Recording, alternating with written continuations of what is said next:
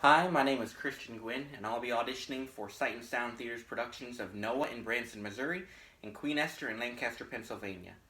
First, I'll be performing a monologue entitled The Most Frightening Wonderful Thing by Gabriella Davis, and then I'll be singing the song If I Were a Rich Man from Fiddler on the Roof. Thank you. Jessica, I am so sorry. You must be Dave. I'm so sorry for interrupting your date. 1 second, please. I need to talk to my ex-girlfriend. Jessica, you mind if I sit down? Thank you. Sorry I ran all the way here. I just needed to find you. Jess, listen to me. As you recall, the last time we were in this restaurant on our last date, I ran out of here. It might have looked like I had constipation or something, but that is not the fact. I was scared to death of what I was about to do. And Jess, I went home that night and I cried myself to sleep. I wept. I don't weep. No man that I know weeps. Like, are you kidding me? So I was just there in my bed and I flipped on the History Channel. That's the first channel that popped up on the television. And there was a documentary about these two men. They were climbing Mount Everest. You saw the documentary? Well, I'm glad for you. But I didn't ask you, Dave. Jessica, I was sitting there and I was realizing these two guys, they conquered their fear and climbed Mount Everest. You know me, as I'm sitting there just thinking, I hate heights. So in order for this one thing to happen, I should conquer the worst fear that I've ever had, and that's heights. So I made the ultimate decision to climb Everest. Next thing I knew, I was 25,000 feet up in the air on stinking Mount Everest, freezing my little butt off with my friend Dave. Dave, not you, my other friend, you know. Anyway, Dave, my friend, went with me, and we were so frostbitten, we could not even go to the bathroom because there were parts of us that were just frozen solid with ice. So we had to take turns by the fire. We had to take turns sleeping in the one tent with the fire around us, and there was just not enough room, and it was just miserable. And I'm just thinking, man. And 3 weeks later, we made it to the top. And when I got to the top of Mount Everest, I stood on the peak of that mountain, and I yelled, "I did it! I did it!" But then I'm standing there, and I'm like, oh my gosh, I did this. That means I can do this. This is nothing. So now, I stand before you today, Jessica, to conquer my fear. Just as I went up to Mount Everest and conquered my fear of heights, I am standing in front of you. Right now, you're my Everest, and I am conquering you. But as I look into your eyes, it is the hardest thing that I ever had to do. And I don't know how I can do this. Jessica, I still love you. I've always loved you. I love you even more now than the day I first met you, and it is just unbearable. I can't do this anymore. And now seeing you going out with Dave and things, it's too much for my heart to handle. So Jessica, baby, my dear, honey, sweetie, all the other romantic names that I can't think of at this moment. You know what? I'm just going to do this. I'm just going to do it. Jessica.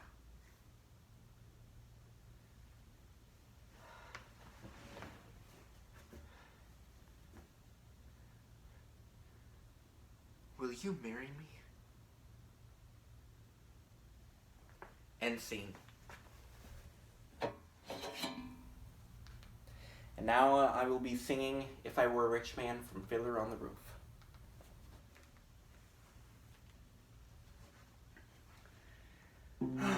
Dear God, you made many, many poor people.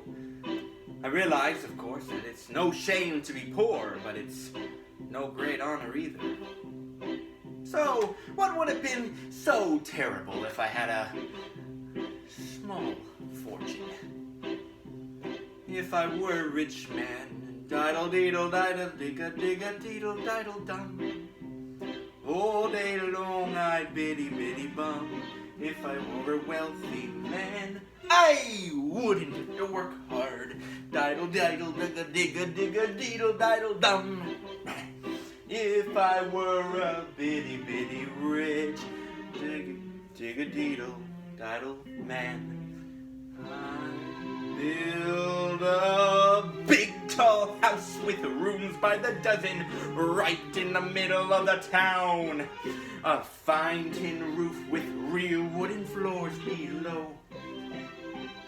There could be one long staircase just going up, and one even longer going down, and one more leading nowhere just for show. I'd fill my yard with chicks and turkeys and geese and ducks for the town to see and hear, squawking just as noisily as they can. And each loud quack and cluck and gobble and and like a trumpet on the ear, as if to say, here lives a wealthy man. If I were a rich man, diddle-diddle-digga-digga-deedle-deedle-diddle-dum. All day long I'd biddy-biddy-bum. If I were a wealthy man, I wouldn't have to work hard. Diddle-digga-digga-deedle-diddle-digga-digga-dum. If I were a bitty-bitty rich digga-digga-deedle-diddle man, I see my wife, my Goldie, looking like a rich man's wife with a proper double chin, supervising meals to her heart's delight. I see her putting on airs and strutting like a peacock. Oi, what happy mood she's in. Screaming at the servants day and night. The most important man in town will come to fawn on me. They will ask me to advise them like a Solomon wise. If you please, ribbed heavier. Pardon me, ribbed heavier. Posing problems that would cross a rabbi's eyes. Raddy-raddy-la, raddy-radda, raddy-radda. It won't make one bit of difference if I answer right or wrong. When you're rich, they think you really know. If I were rich, I'd have the time that I lack to sit in the synagogue and pray. Maybe have a seat by the eastern wall. And I discuss the holy books with the learned men 7 hours every day. That would be the sweetest thing of all. If I were a rich man, diddle-diddle-digga-diddle-digga-digga-diddle-diddle-dum. All day long I'd biddy-biddy-bum. If I were a wealthy man, I wouldn't have to work hard. Diddle-digga-diggle-diggle-diggle-diddle-diddle-dum.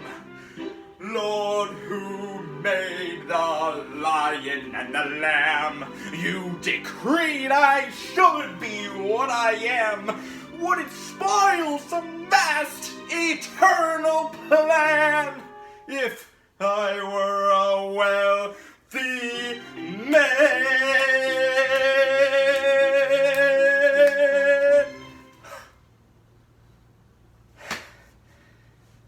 Thank you.